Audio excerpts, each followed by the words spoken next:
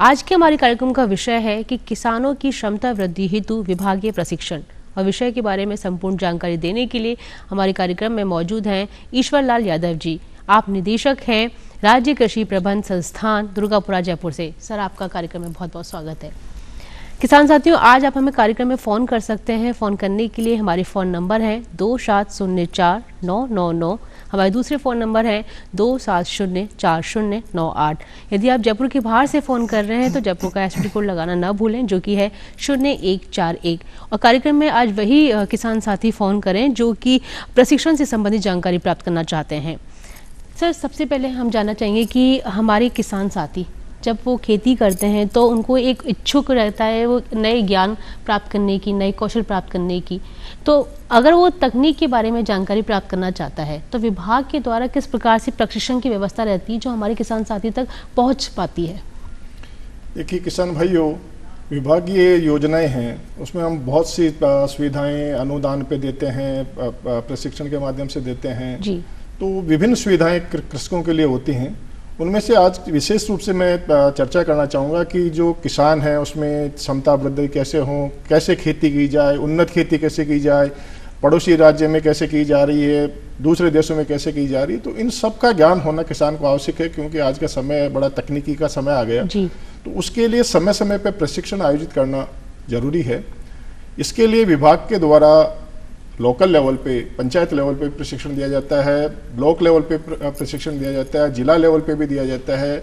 इसके बाद में राज्य स्तर पे किया जाता है, अंतर्राज्यीय स्तर पे भी जाते हैं और अंतर्राष्ट्रीय स्तर पे भी प्रशिक्षण दिया जाता है। तो जैसे जिसकी आवश्यकता होती है उसी के अनुसार कृषकों को प्रशिक्षण की सुविधाएं विभाग द्वारा दे है और समय समय पर प्रशिक्षणों का आयोजन किया जाता है ताकि किसान नई तकनीकी को सीख पाए और उसको अपनी खेती में अपना पाए और उत्पादकता में वृद्धि कर पाए। तो ईश्वरी, जैसे आपने बताया कि अलग अलग स्तर पे प्रशिक्षण दिया जाता है, जैसे जिला स्तर पे आपने बताया, राज्य स्तर पे, अंतर्राष्ट्रीय स्तर पे।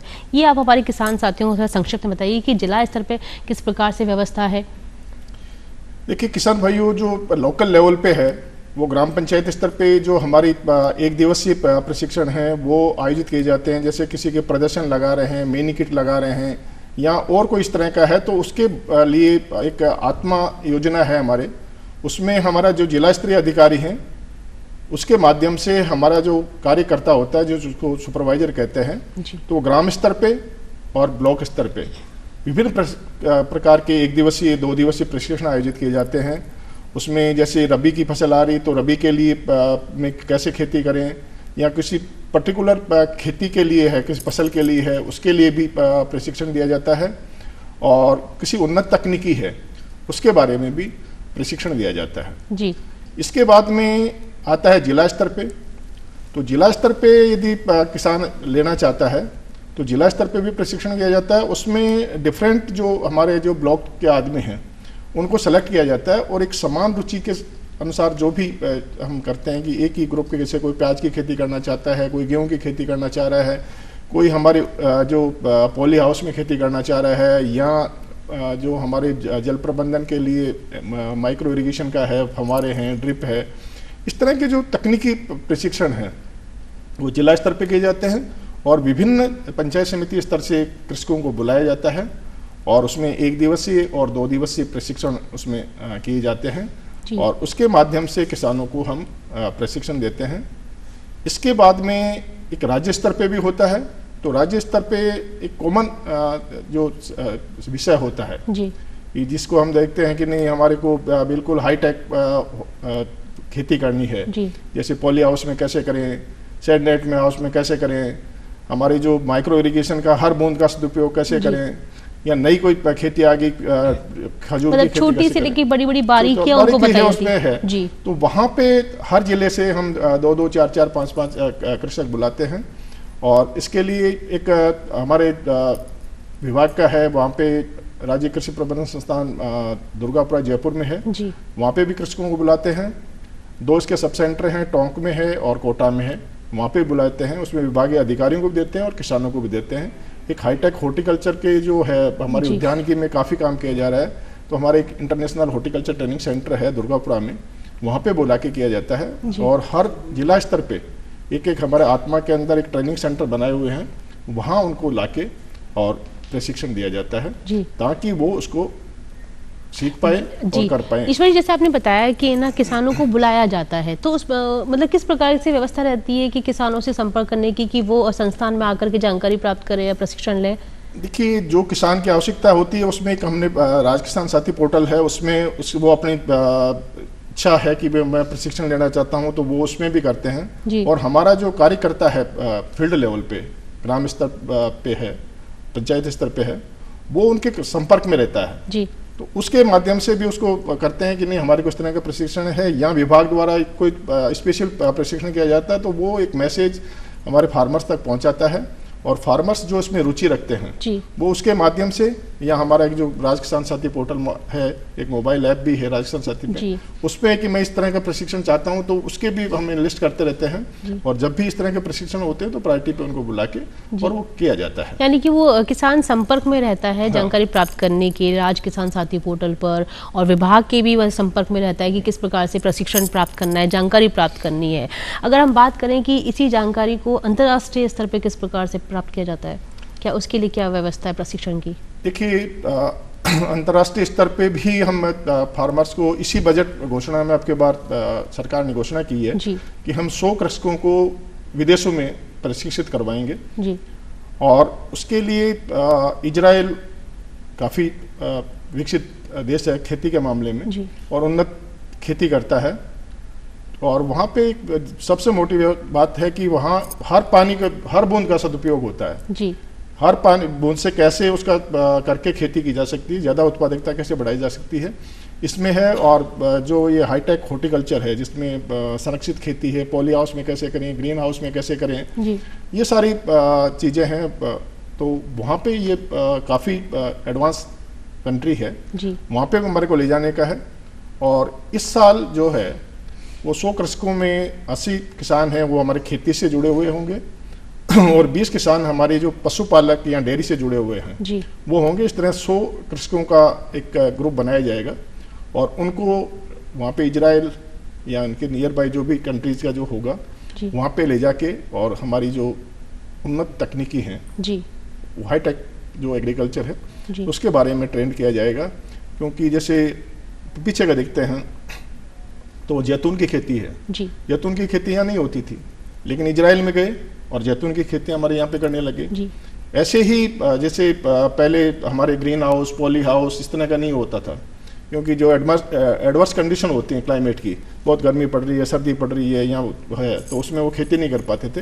तो एक निर्धारित एक संरक्षित ढांचा होता है, एक पॉलीसीट का होता है, हमारा सेडनेट का होता है, उसके अंदर संरक्षित खेती करते हैं। तो एक बहुत अच्छी तकनीकी है, उसके माध्यम से भी हम वहाँ से टेक्नोलॉजी लाए, और आज देखेंगे कि जयपुर और इसके आसपास सभी जिलों में ये काफ़ी होना चलेगा। आपको वर्ष भर सब्जियाँ मिलती हैं जी। और इनके अंदर ना तो कीड़े मकोड़े ज़्यादा लगते हैं, ये होते हैं, और लगातार हमारे को किसान को अच्छी पैदावार मिलती रहती है, तो किसानों की आय भी बढ़ती है। इसके साथ ही इजराइल से हम देख के आए हैं कि यहाँ पे हमारा वही रेगिस्तान है, वहाँ पे भी रेगिस्तान है, और वहाँ हर बूंद का कैसे सदुपयोग करके और हमारा उससे खेती में बढ़ावा मिल जाए, कैसे हम उत्पादकता बढ़ा दें, ये इश्यू भी वहाँ पे आया। तो वो भी हम स्प्रिंकलर के द्वारा हो, मिनी स्प्रिंकलर हो, बूंद बूंद सिंचाई है, बूंद बूंद सिंचाई संयंत्र है, वो भी वहाँ की देन है, वहाँ से हम सीख के आए। और आज जो सारी खेती हो रही है वो इस सूक्ष्म सिंचाई के द्वारा, या तो फव्वारा पद्धति तो है, मिनी स्प्रिंकलर है, बूंद बूंद सिंचाई उसी के द्वारा हो रही है। तो वो तकनीकी भी हम लाए, तो वो तकनीकी भी वहाँ पे हमने लाके और यहाँ पे की।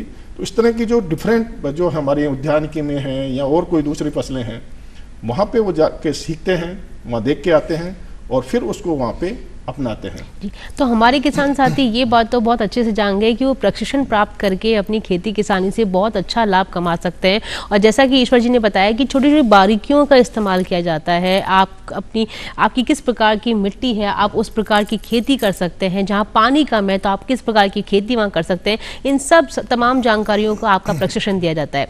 ईश्वर जी, अगर हम बात करें कि जो आदान विक्रेता होते हैं, ठीक है, जैसे जो खेती या बीज का बिजनेस करते हैं, व्यवसाय करते हैं, और वो अप्रशिक्षित होते हैं, तो उनको किस प्रकार से प्रशिक्षण की व्यवस्था रखी जाती है?